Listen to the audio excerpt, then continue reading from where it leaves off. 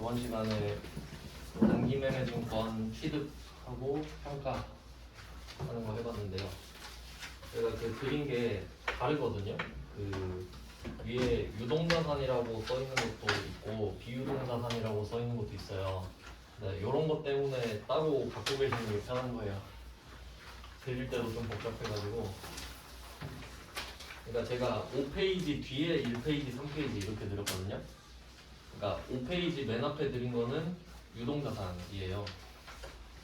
그리고 뒤에 드린 거 비유동자산으로 되어 있거든요.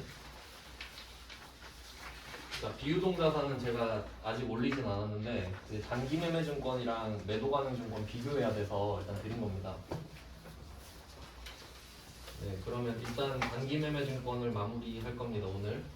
그러면 그 유동자산 쪽에서 4페이지를 보시면 되죠. 17번 문제까지 어제 했는데 18번 문제부터 보겠습니다. 그래서 어제 장부금액이라는 개념을 설명을 해드렸는데 17번 문제로 설명을 해드렸죠. 이제 어제 설명을 해드렸으니 나머지는 다 비슷하니까 어디가 차이가 나는지만 좀 보면서 문제 풀어보겠습니다. 그럼 18번 문제죠. 4페이지에 18번 문제. 얘는 기말 현재라고 나옵니다. 12월 31일이죠. 12월 31일은 업데이트를 하는 날이라고 알려드렸고 그 업데이트를 평가라고 합니다. 회계에서 12월 31일의 가격으로 최신화시키는 것을 말하죠. 그러면 이때 그 종목이 두 개거든요. 주식을 두 개를 갖고 있는데 둘 다 목적이 단타 목적인가 봐요. 단기 매매 차익 목적이라고 말을 하고 있습니다. 그러면 원칙대로라면 우리가 종목을 여러 개 갖고 있을 수 있잖아요. 그러면 한 종목당 평가를 하는 게 맞겠죠. 미시적으로 보면 한 종목씩으로 평가를 하는 게 맞고요. 근데 거시적으로 보면 결국 다 내 거잖아요. 퉁칠 수도 있는데 한번 볼게요. 이때 주식회사 세무라는 종목을 갖고 있는데 취득원가가 주당 10,000원입니다. 10,000원에 샀단 소리죠. 200주를 샀고요. 그 다음에 결산일 오늘이죠. 오늘의 공정가액, 공정가치는 시가라고 말씀을 드렸고요. 그러면 10,000원에 샀는데 오늘 8,000원이 됐습니다. 그럼 가격이 떨어졌죠? 기분 안 좋잖아요? 그럼 얘는 마이너스 2,000원인데 마이너스 2,000원씩 200개 떨어졌죠. 마이너스 2,000 곱하기 200이죠. 그게 지금 기분이 나쁜 금액이고요. 그 다음에 주식회사 회계 두 번째 종목인데 얘는 20,000원에 산 게 22,000원 됐거든요. 플러스 2,000이죠. 그럼 얘는 기분이 좋단 말이에요. 2,000원씩 100번 좋죠. 그래서 주식 같은 경우는 수량과 단가가 따로따로 있기 때문에 요걸 파악을 잘 해주셔야 됩니다. 그러니까 이게 문제를 여러 개 넣은 이유가 17번 문제는 그 종목이 하나밖에 없잖아요. 얘는 수량 단가로 구분이 돼 있지 않고 총액으로 나왔죠. 그럼 총액으로 알려줬겠지. 수량 곱하기 단가로요. 근데 따로 알려줄 수도 있는 거잖아요. 그래서 18번은 답이 어떻게 되냐면 이게 세무 1급 거긴 한데 별로 뭐 난이도 차이는 없습니다. 그러면 이 세무 종목에 대해서는 가격이 떨어졌잖아요. 2,000 곱하기 200이죠. 그러면 40만 원인가요? 단기 매매 증권이 40만 원 떨어졌다. 대변에 단기 매매 증권 40. 자산이 감소했죠.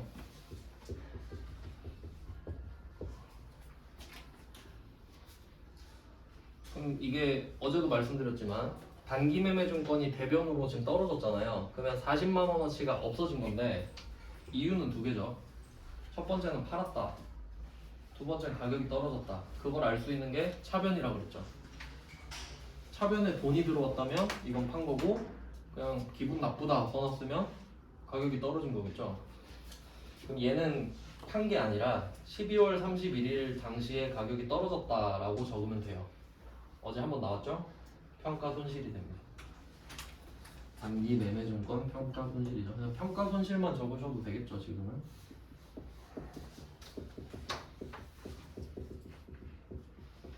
이게 첫 번째 종목에 대한 평가 결과입니다. 40만 원이 떨어졌고 기분이 나쁘다. 비용이죠.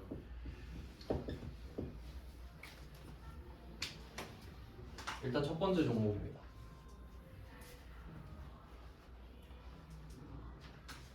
그리고 어제 말씀드렸던 게 어제 거도 40만 원이 떨어졌었는데요. 17번 문제가. 근데 이게 떨어졌으면 비용으로 보는 게 맞잖아요. 지금 생각해보면. 근데 이게 예외라고 제가 말씀드렸죠. 원칙이 뭔지는 이따 알려드릴게요. 그러니까 정상이 아니다 정도만 메모해 두시고, 그 다음에 두 번째 종목은 2,000원씩 100주가 올라서 20만 원이 플러스입니다. 지금 그 밑에다가 단기 매매증권이 20만 원 오른 걸 적어줄 수 있겠죠. 두 개 별개니까요. 떨어진 종목, 오른 종목.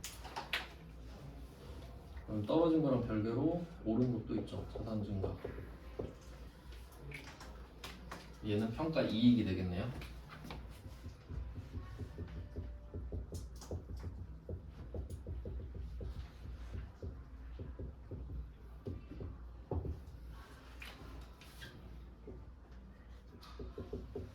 그러면 얘는 구조상 수익이 나올 건데 얘도 예외입니다.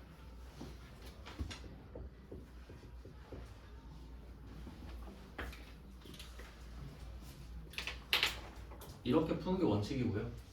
종목이 두 개니까 두 번 평가를 하는 게 맞는데, 근데 어떤 사람은 이럴 수 있겠죠. 아, 이게 뭐가 중요하냐, 어차피 다 내 돈이고 그냥 퉁치면 되지, 이럴 수도 있죠. 그러면 결과적으로 20만 원 손해죠. 그럼 요거를 합쳐서 쓸 수도 있어요. 그냥 하나로. 그냥 결과만 적는 거죠. 단기 매매증권 평가 손실만 적는 겁니다. 퉁쳐서 20만 원만.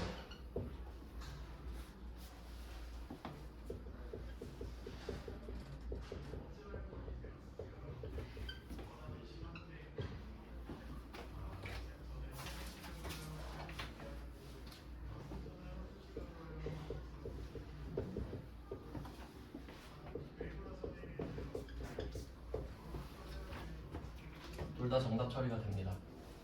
뭐 굳이 따지면 위에 있는 건 원칙이고요. 밑에 건 허용 정도가 돼요. 아니 뭐 이렇게 해도 되지 않겠나 정도의 느낌이죠. 예외라고 볼 수 있겠죠. 둘 다 정답 처리가 되니까 아래쪽 게 더 편하죠. 네, 위에 걸로 써도 결과적으로 아래 게 되기 때문에. 근데 이 문제는 오히려 밑에 게 더 어려울 것 같기도 합니다. 어차피 이 밑에 회계 처리가 위에 거 결과물을 낸 다음에 추린 거기 때문에. 근데 딱 결과만 보긴 어렵잖아요. 암산이 잘 안 되니까. 그러니까 세무 1급 문제인 거예요. 참고하시면 되겠고, 그 다음은 19번 문제 할 차례인데 19번 문제도 결국 똑같잖아요. 얘 종목이 3개로 늘어났는데 이제 여기서 뭘 보셔야 되냐면 역시 결산일이죠. 그럼 결산일은 아무 말 안 해도 평가를 하는 겁니다. 그리고 두 번째 줄 보시면 통산이라는 말 보이시나요? 통산.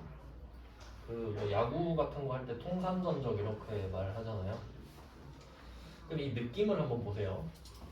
그러니까 여기서 원칙과 허용을 말씀드렸는데 그 회계 대전제가 있거든요. 상계라는 게 있어요. 상계. 보통 회계에서는 원칙대로 처리를 할 때는 총액으로 처리를 합니다. 총액. 총액은 말 그대로 총 있는 금액이고요. 총액으로 표시를 한다는 소리는 상계를 하지 않았다는 소리입니다. 이게 되게 중요한 겁니다.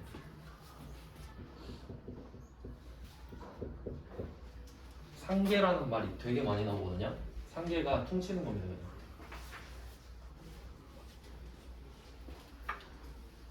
상계는 퉁이에요. 퉁. 뭐 예를 들면 내가 철수한테 200만 원 받을 게 있어요. 200만 원을 받을 일이 있어요. 근데 내가 철수 물건을 부숴가지고 100만 원을 물어줘야 돼요. 그러면 내가 굳이 철수한테 200을 받아서 또 굳이 100을 주는 게 의미가 있을까? 그냥 야 퉁쳐서 100만 원만 줄게. 이게 일반적이지 않나요? 그러면 이때 야 그냥 총액으로 하자 깔끔하게 이 말을 한다는 소리는 내가 굳이 200을 받아서 굳이 100을 주는 게 총액이죠. 200 총액 100 총액 상계하지 않았죠. 융통성 없죠. 그게 원칙입니다. 그럼 이제 융통성을 좀 발휘해서 예외로 좀 해보자 하면 순액 순수한 금액 순액이죠. 이건 상계했겠죠. 그럼 100만 원만 줄게 하면 순수한 금액이잖아요. 그게 상계를 한 겁니다.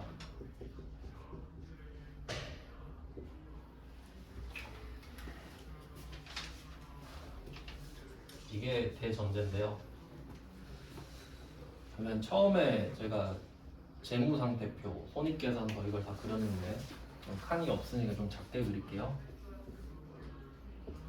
자산, 부채, 자본 이렇게 그렸거든요. 그림으로. 그러면 잘 보시면 자산이랑 부채 요 두 개를 각각 총액으로 적는 거예요. 나 자산 얼마 있다. 그 중에 부채는 얼마다. 그럼 이 두 개를 알면 저절로 자본을 구할 수 있죠. 그러니까 자산과 부채는 총액이에요. 그리고 자본이 순액이 되는 거지. 그래서 자본을 순자산이라고도 하거든요. 안 갚아도 되는데 순자산. 그럼 이런 식으로. 그럼 만약에 회계가 순액으로 표시해라. 그럼 자본 덜렁 하나 써 있는 거예요. 자산 부채 안 쓰고. 말이 안 되죠. 그리고 같은 맥락으로 수익과 비용도 있잖아요. 수익에서 비용을 뺀 게 이익이라고 말씀드렸죠? 그럼 이익이 순액이죠. 이익만 쓰면 안 되잖아요. 수익과 비용을 쓰면 저절로 이익이 나오는데, 그러니까 총액을 알려주면 순액을 알 수 있죠. 근데 순액만 알려주면 총액을 모르잖아요. 그러니까 당연히 총액을 알려줘야 선택권을 주는 거죠. 이거 원칙이지. 그러면 이때 18번 문제는 아무 말도 안 했죠.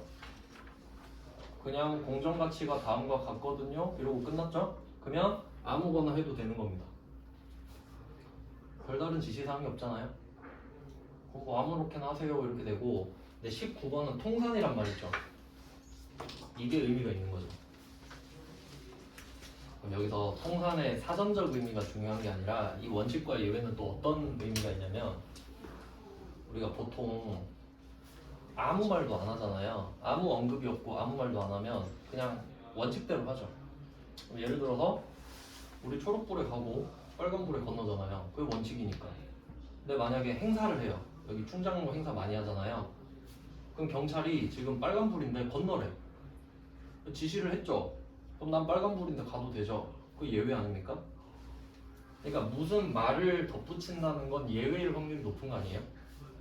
왜냐면 아무 말 안 하면 원칙대로 하면 되는데 원칙대로 하세요라고 말할 필요가 없잖아. 그럼 여기서 통사는 예외인가 정도로 해석하면 되겠죠. 그러니까 대충 퉁치는 느낌 아닌가요? 통산이? 사전적 의미가 중요한 게 아니라 총액에 가까운지 순액에 가까운지를 파악하라는 느낌이죠. 그러니까 이게 그 단어 뜻에 집착하는 게 아니라 상황 파악이 되게 중요한 거예요. 그리고 보니까 종목이 3개 아닙니까? 그러니까 이거는 이 구조를 파악할 줄 아냐고 물어보는 건데, 이 문제는 17번이랑 18번을 섞어놓은 겁니다. 그럼 17번에서 참고했던 내용이 뭐냐면, 17번에 금액이 3개잖아요. 여기서 필요 없던 게 하나 있었죠. 취득원가가 필요 없었죠. 그럼 이거 바로 오마주해서 19번 옵니다. 19번도 금액 3개죠. 왼쪽, 가운데, 오른쪽. 그 왼쪽을 통째로 X 칩니다. 취득원가가 필요 없다는 걸 배웠으니까요. 옛날 금액은 필요 없죠. 그럼 지금 우리 장부에 써 있는 건 전년도 말 공정가액 아닌가요? 그리고 맨 오른쪽에 당해 연도 말 공정가액이 지금이죠. 오늘이죠. 이것도 오늘 써두시면 되겠고. 그럼 17번, 19번 똑같습니다. 네, 똑같으니까 맨 왼쪽 칸을 날렸습니다. 맞죠? 그러면 이제 양을 줄였으니까 좀 더 편해졌어요. 그 다음에 통산을 보고 아 이거 퉁치면 되겠는데 라고 생각을 하죠. 그럼 이제 남은 건 2칸이에요. 합계만 보면 돼요. 퉁치면 된다잖아요. 그럼 이번에는 밑에 5,500만 원이랑 5,150만 원 있죠? 이 두 개만 동그라미를 치시면 되는 거예요. 얘 둘만 남지 결과적으로. 퉁치면 순액이잖아요. 이해되시죠? 그러니까 이거 할 줄 모르면 진짜 이렇게 노가다만 하다가 틀리는 거고, 아는 사람은 두 개 동그라미 치고 답 350만 원 구하고 끝이죠. 그럼 350만 원 빼면 끝 아닙니까? 네, 금액 찾았으면 됩니다. 그러니까 17번, 19번 똑같은 문제입니다. 그러니까 아는 사람한테는 되게 좋은 문제죠. 네, 이 19번을 좀 조심하시면 될 것 같고, 근데 보통은 17번처럼 나와요. 17번이 대표 문제입니다. 네, 이걸로 응용을 할 줄 아냐 이거죠. 그 다음에 좀 응용력을 길러보기 위해서 밑에 20번이랑 21번은 이제 우리 시험은 아니지만 한번 생각을 해볼게요. 20번 문제는 2월 3일에 100주를 만원에 샀습니다. 만원에 100주. 그러니까 이 주식을 풀 때는 수량과 단가를 각각 파악을 해주시면 좋은데,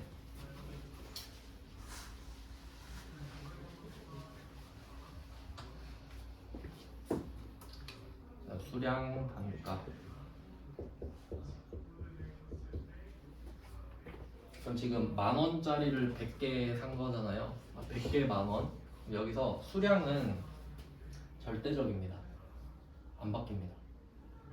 내가 주식을 100주를 샀는데 얘가 새끼 까서 101주가 되거나 그럴 일 없죠. 하지만 단가는 상대적이죠. 가격은 움직이니까. 자, 그걸 파악을 하시면 되는데, 일단 100개를 만원에 샀어요. 그냥 뭐 옛날 이야기 하는 거죠. 그리고 오늘은 결과적으로 기말이라고 하잖아요. 12월 31일이니까 평가를 한번 해봐라. 그럼 만원에 100개를 샀는데 이 중에 40주를 12,000원에 팔았대요. 그럼 여기서 중요한 건 뭐냐면 12,000원에 팔았다는 안 중요해요. 40주가 사라졌다는 게 중요하지. 그러면 수량이 100에서 60이 됐다는 것만 중요하죠. 내가 갖고 있는 게 중요하잖아요. 그럼 나 지금 60개 갖고 있죠. 근데 얘를 샀을 때 금액이 10,000원 아닙니까? 맞죠? 그럼 우리가 갖고 있는 거는 10,000원짜리 60개죠. 근데 이게 8,000원이 됐다잖아요. 맞죠? 그럼 기분이 얼마나 나쁜지 볼게요. 2,000원 나쁩니다. 일단 2,000원이 떨어졌잖아요. 네, 2,000원짜리가 몇 개 떨어졌죠? 60개. 그럼 2,000원씩 60번 기분 나쁘면 되는 거잖아요. 그게 답이죠. 그게 평가 손실이에요. 그러니까 중간에 12,000원에 판 거는 그때 이야기고요. 그때는 이득을 받겠지. 하지만 평가는 남은 거 이야기하는 거잖아요. 그래서 포커싱을 잘해야 됩니다. 지금은 남아있는 애만 보면 돼요. 답이 12만원이 되겠죠. 2,000원씩, 아니 1,000원, 9,000원이군요. 죄송해요. 8,000원이 아니라 9,000원. 그러면 1,000원씩 60개 떨어졌으니까 6만원 떨어졌다. 이렇게 하시면 돼요. 붕괴는 똑같으니까 금액만 적어 놓으시면 되겠죠. 네, 이런 식으로 문제를 낼 수도 있겠구나 해서 다 넣어 놓은 겁니다. 그 다음은 21번인데 21번도 20번이랑 똑같아요. 21번은 1월 30일에 1,000주를 10만원에 샀다. 10월 25일에 300주를 12만원에 팔았다. 패턴 똑같죠? 그럼 여기서 중요한 건 우리한테 700주가 남아있다는 거네요. 700주가 남았는데 그게 10만원에 사온 애들이죠. 그럼 기준은 10만원 700주죠. 근데 오늘 12만원이래요. 기분이 좋아요. 2만원이 올랐거든요. 2만원씩 700번. 그게 답입니다. 얘는 평가 이익이 되겠죠. 그러니까 이제 해보면 쓰는 거는 일도 아니죠. 개념을 아는 게 중요하죠. 평가는 요 정도 하시면 마스터 할 거라고 생각합니다. 평가 있는 거 다 넣어놨어요. 유형별로. 자, 여기까지가 평가입니다. 21번까지. 네, 솔직히 평가는 그렇게 안 어렵고요. 제가 봤을 때는 처분이 좀 어렵거든요. 그러니까 22번이랑 23번이 단기매매증권 처분인데 그 출처를 보시면 세무 2급이죠. 둘 다. 회계 1급에도 단기매매증권 처분이 있는데 왜 안 넣었냐면 회계 1급이 제일 쉬운 시험이다 보니까. 참고로 전산회계 2급이 제일 쉬운데 걔는 이제 치지도 않는 이유가 뭐냐면 전산회계 2급은 부가가치세가 안 나옵니다. 근데 우리 물건 거래할 때 부가가치세가 있잖아요. 그러니까 전산회계 1급이 시작인 거예요, 그냥. 그러면 이때 전산회계 1급도 제일 쉬운 건데 난이도를 낮춘단 말이에요, 일부러. 그러니까 현실성을 빼버려요. 그래서 잘 보시면은 22번이랑 23번이 둘 다 하는 건데 수수료 이야기 하거든요. 근데 전산회계 1급 문제는 수수료 이야기를 안 합니다. 근데 실제로 우리 주식 팔면은 저기 영웅문 S에 수수료도 내야 되고 심지어 우리나라는 그 주식 증권거래세도 내야 돼요. 이득을 못 봐도 내야 됩니다. 손해를 봐도 세금을 내는 구조거든요. 근데 어쨌든 중요한 건 팔 때 세금이랑 수수료를 내야 된다는 소리거든요. 그럼 수수료 없는 문제는 사실 필요가 없잖아요. 그래서 회계 문제는 빼버렸어요. 처분은 좀 조심하셔야 됩니다. 오답률이 좀 높을 것 같아요. 그럼 왜 이게 오답률이 높아지는지 한번 생각을 해볼게요. 답을 한번 적겠습니다. 22번. 단기 매매 목적으로 보유 중인 주식회사 3, 3의 주식. 이거 보면서 단기 매매 증권인 거 파악할 수 있죠. 장부가액이 3천만 원인데 이게 무슨 의미인지 생각을 해볼게요. 장부가액이 3천만 원이라는 소리는 둘 중에 하나입니다. 한번 천천히 생각해 보세요. 올해 샀는데 3천만 원에 샀던 거예요. 올해. 그러니까 지금으로 치면 뭐 어제나 그제 샀겠죠. 그러면 3천만 원에 샀으니까 장부에 3천만 원 적혀 있겠죠. 이게 첫 번째 케이스고, 두 번째는 작년에 샀는데 얼마인지는 모르겠어요. 그때 얼마인지 몰라요. 근데 작년 말에 3천만 원이었어요. 그러니까 평가를 끝내서 3천만 원이 된 걸 수도 있지. 이해되시죠? 그러니까 올해 3천만 원에 샀거나 옛날에 샀는데 작년 말에 3천만 원이 되었거나 둘 중 하나죠. 근데 문제 풀 땐 상관없죠. 그냥 생각만 해보시라고요. 그러면 우리는 3천만 원짜리를 준다고 생각하면 되죠. 팔았으니까. 그러면 단기 매매 증권 3천만 원이 빠집니다.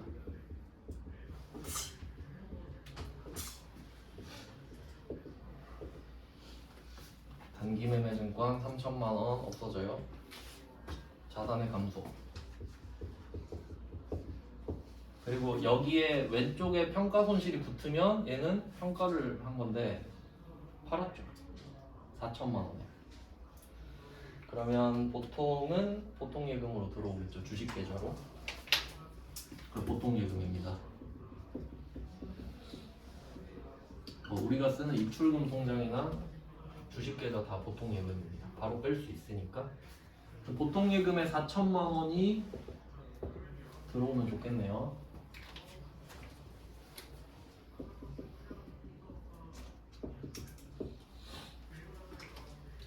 이게 회계 1급 수준이에요. 여기까지가.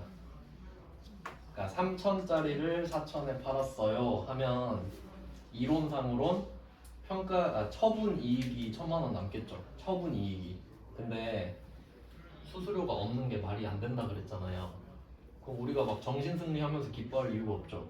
그래서 수수료 없는 문제를 안 넣었는데 수수료가 3만 원이 차감돼서 들어왔다. 실제로 그렇죠. 주식계좌 이용하면은 수수료 지들이 갖고 가고 주잖아요. 그럼 수수료 하면 뭐 생각나는 거 없으세요? 어제 단기매매증권 취득할 때 900번 수수료 제가 말씀드린 적 있죠. 그거 설명드릴 때 제가 그랬어요. 잘 생각해야 됩니다. 자산을 취득하는 이야기를 했었죠. 취득. 그럼 지금 취득인가요? 처분이죠. 그럼 얘 둘이 상관이 있어요? 없습니다. 얜 취득이고 얜 처분이잖아요. 그리고 취득할 때 유일한 예외가 단기매매증권이었죠.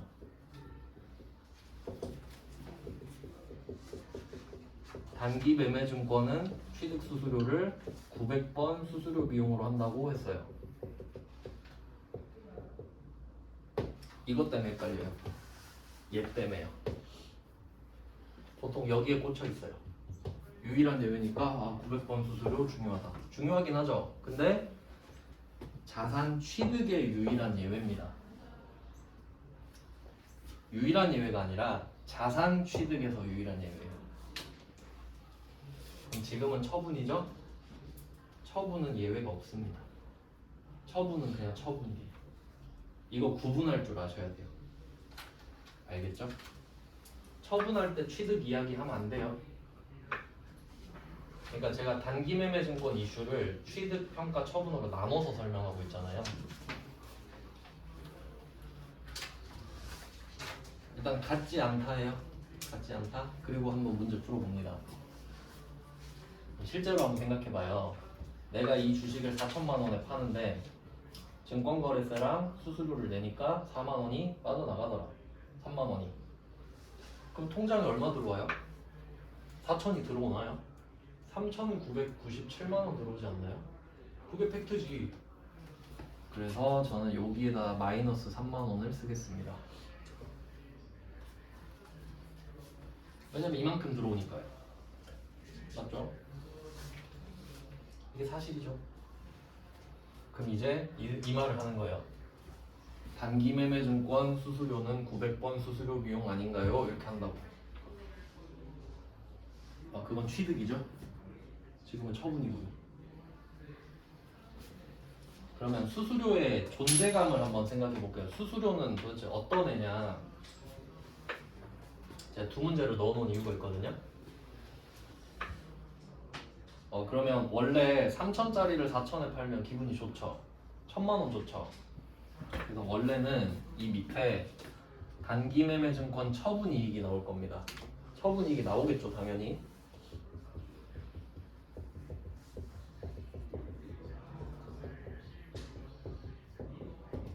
단기매매증권 처분이익이 1,000만 원이 될 뻔했죠. 일단 1,000만 원 쓸게요. 이거 빼면 1,000만 원이니까. 이게 회계 1급 수준이에요. 현실에서 써먹을 수 없죠. 근데 3만 원 빠졌잖아요. 그럼 1,000만 원 좋았다가 기분이 어때요? 3만 원 안 좋아지지. 같이 빠지는 거예요. 맞죠? 1,000만 원 좋았다가 3만 원은 아니구나. 수수료니까. 이렇게 되는 거예요. 같이 빠져요. 그럼 이때 수수료의 의미를 보면은 수익입니다. 처분이익은. 그리고 또 생각해야 될 게 평가이익이 있고 처분이익이 있잖아요. 그럼 제가 평가이익 수익에다가 예외라고 써놨고 평가손실 비용의 예외라고 써놨죠. 그건 왜 예외가 되냐? 수익과 비용은 이루어져야 되거든요. 이루어져야 돼요. 그러니까 지금 3천짜리를 4천에 판 건 팩트죠. 진짜 이루어졌죠.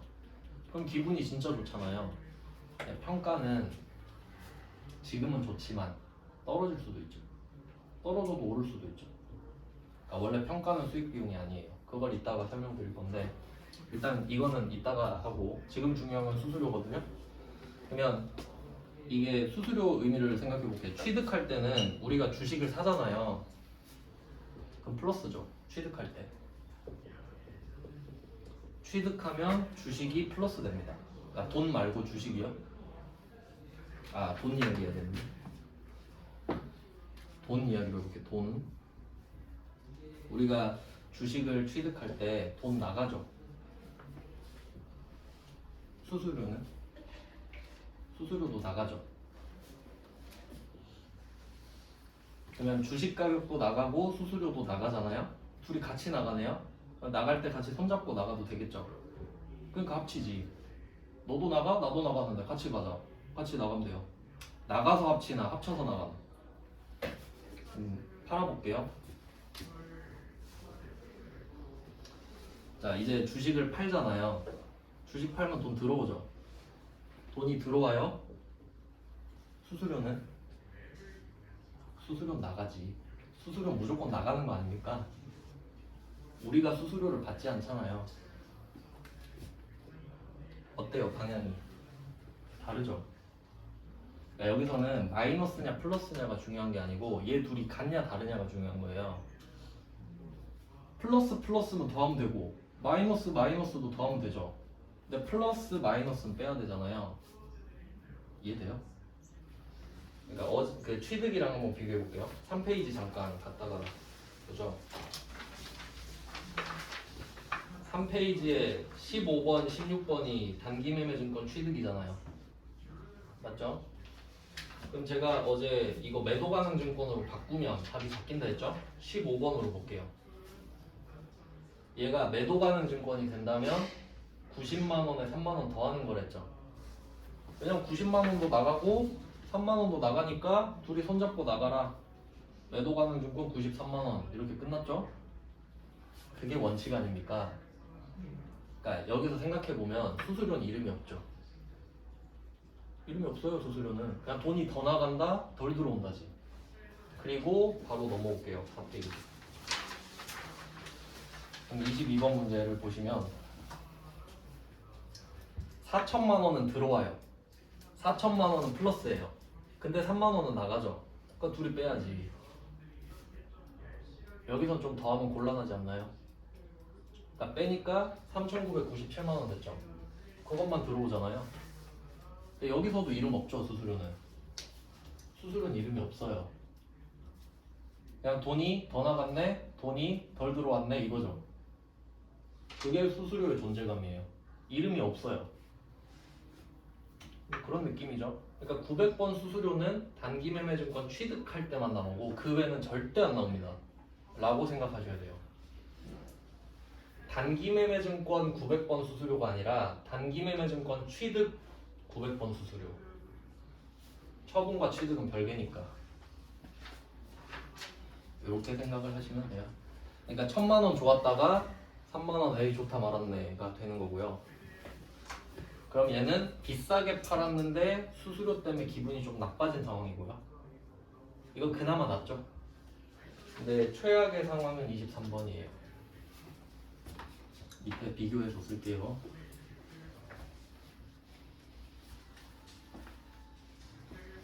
자, 23번 문제도 보겠습니다. 이번에는 장부금액 5천만원짜리를 4천만원에 팔았다고 합니다. 일단 기분이 안 좋네요.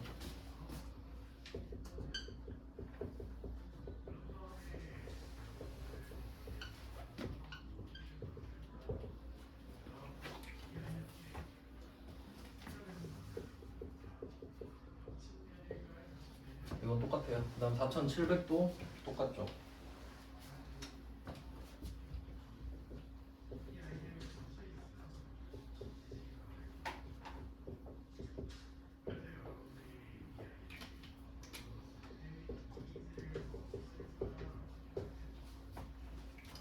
여기까지 세팅은 같습니다. 5,000에 4,700.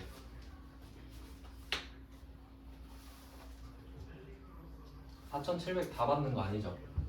4,700은 들어오지만 수수료는 나가야 되죠. 45,000원 차감. 마이너스 45,000원. 이것도 똑같아요.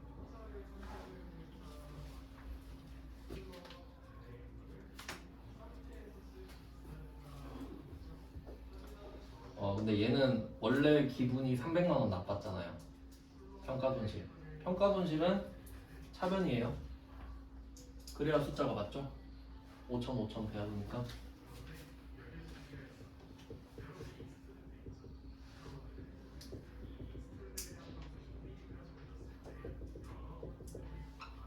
처분 손실이 원래 300만원이었거든요. 300만원이었어요. 그러니까 300만 원 기분이 나쁘단 소리죠. 근데 수수료 때문에 기분이 더 나빠졌죠. 그럼 플러스죠. 300 나빴는데 45,000 때문에 더 빡치잖아요.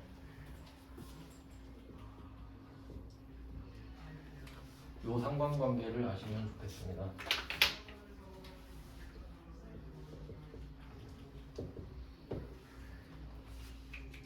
그러니까 이게 뭐 상식으로 풀어도 되는데 자리를 생각해 보시면 보통 예금이랑 처분이익은 자리가 다르잖아요. 차변대변이죠. 그러면 얘가 빠지면 같이 빠져줘야 금액이 맞죠. 좌우가. 그럼 이번은 얘 둘이 한 팀이거든요. 그럼 파이를 나눠 먹어야 되잖아요. 5천만 원으로. 근데 얘가 4,700에서 45,000원을 던졌어요. 그럼 얘가 받아야지. 5,000원 똑같은데. 그러니까 상식적인 개념이랑 그 입력하는 원리랑 같이 묶어서 생각을 하셔야 돼요. 수수료는 이름이 없다가 포인트입니다. 그러니까 두 문제를 같이 봐야 이해가 좀 되죠.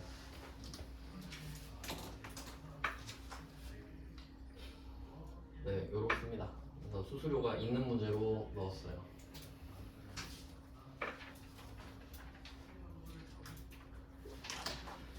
그리고 이거 한번 해놓으시면은 계속 써먹는 겁니다. 처분은 다 똑같기 때문에 수수료는 이름이 없다. 되게 중요합니다. 이렇게 하면 단기매매증권 취득, 평가, 처분을 다 했어요.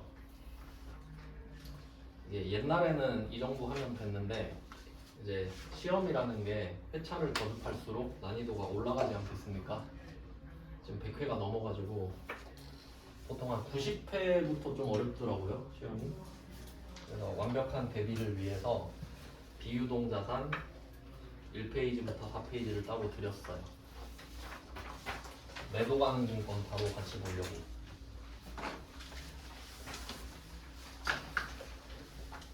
방금 한 건 단기 매매 증권이고 지금은 매도 가능 증권인데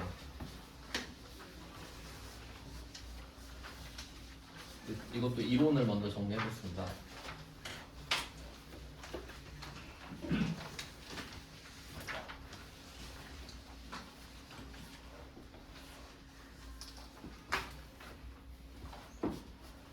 그러면 공부라고 생각하기 전에 실제 상황을 한번 해보죠. 제가 어제 제 친구 이야기 해드렸죠. 비트코인 일단 그냥 잊고 살더라고요. 제 생각에 지금 한 5천 됐을 것 같은데 그러니까 걔가 7천에 들어갔어요. 원래 2천만 원으로 했는데 테슬라로 7천을 만들었어요. 7천으로 비트코인 들어가서 지금 마이너스 5천이에요. 이거에 대해서 생각을 해볼게요. 제 친구는 슬프겠죠? 5천이 마이너스가 됐잖아요 지금. 근데 뭐라고 하냐면 끝날 때까진 끝난 게 아니다 이러거든요. 원래 다 그러지 않나요? 안 팔면 손해가 아니다 이러잖아요. 그럼 이게 처분 손실인가요? 평가 손실이죠. 얘는 평가 손실입니다. 그럼 얘는 비용이면 안 되죠. 진짜 5천을 잃어버린 건 아닌데?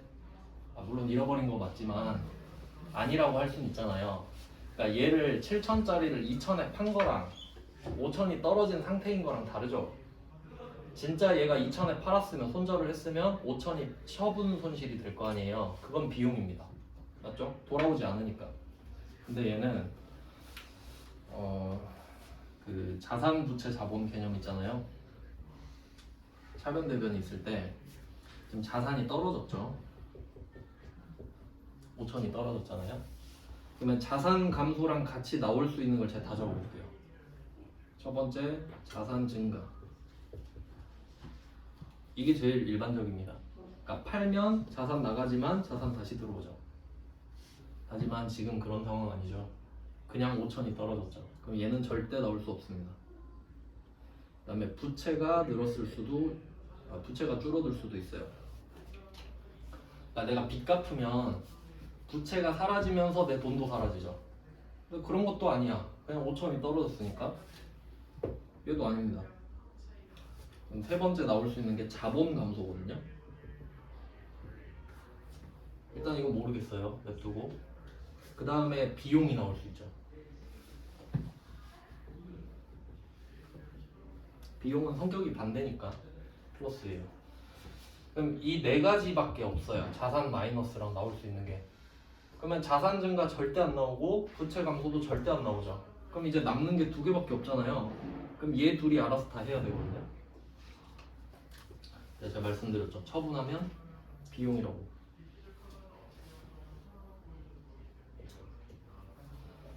처분하면 비용이 생기는 거 맞죠? 5천만 원이 비용이 될 거 아닙니까? 근데 평가했잖아요 지금. 자본 마이너스입니다. 안 팔았기 때문이죠.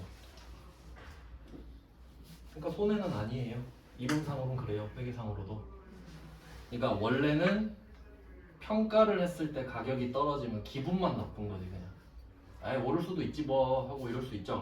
근데 팔면 안 되잖아요. 팔면 비용이잖아요. 그러니까 아까 제가 단기매매증권 평가 손실이 비용 이렇게 써놓고 예외를 한 이유예요. 자본 감소가 돼야 맞지. 예외 맞죠 그러면? 그럼 평가 이익은요? 자본 증가입니다. 이렇게 가야 되거든요. 그러니까 원래 옛날에는 이걸 몰라도 됐는데 이제는 이걸 내기 때문에 애초에 지금 설명을 드리는 겁니다. 그러면 단기매매증권이랑 매도가능증권을 비교하고 좀 쓸게요. 근데 차라리 체계적으로 할 수 있어서 좋은 것 같아요. 제 입장에서는. 원래 회계 1급 수업할 때는 수준을 의도적으로 낮춰야 돼서 힘들었거든요. 매도가능증권, 단기매매증권 이렇게 두 개, 그리고 취득, 평가, 처분 이렇게 6칸 그리겠습니다.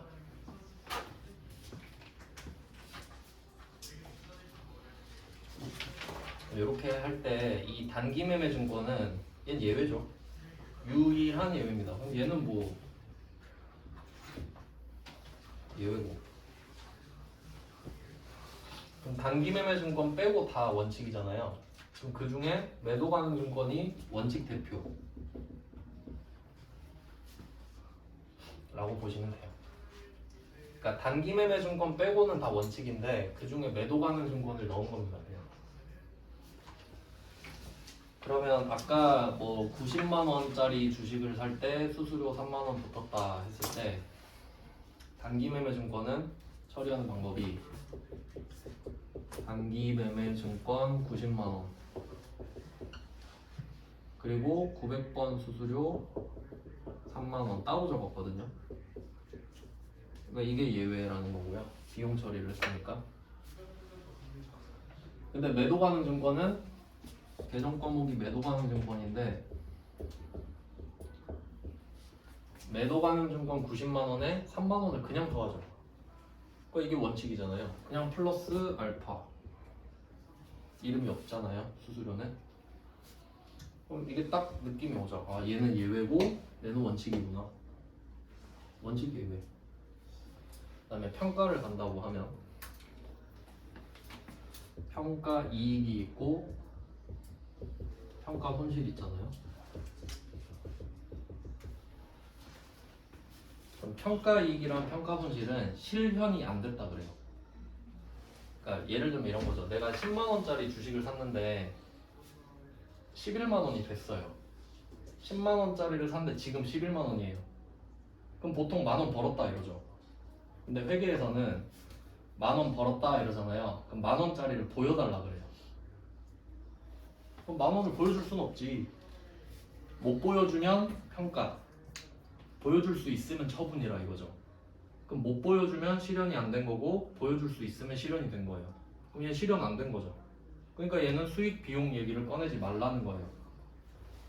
그럼 평가이익은 그냥 자본으로 해라. 손실은 자본 마이너스로 해라. 이렇게 되는 거예요. 이게 원칙이에요. 얘가. 위에다 써야 되는데 위에다 써야 돼. 위에다.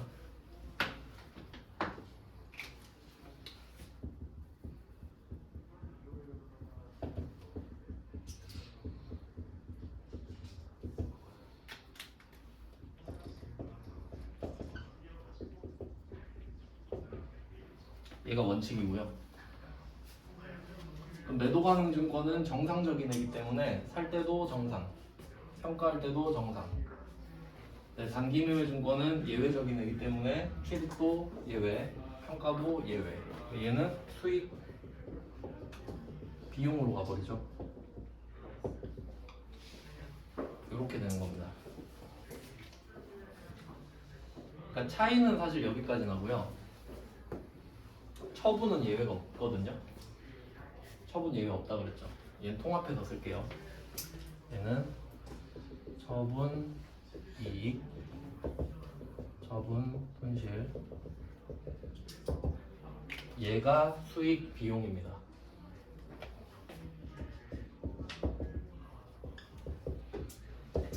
네, 일단 이렇게 정리해 놓고 이제 매도 가능 증권 볼 거거든요. 좀 쉬다가 보겠습니다.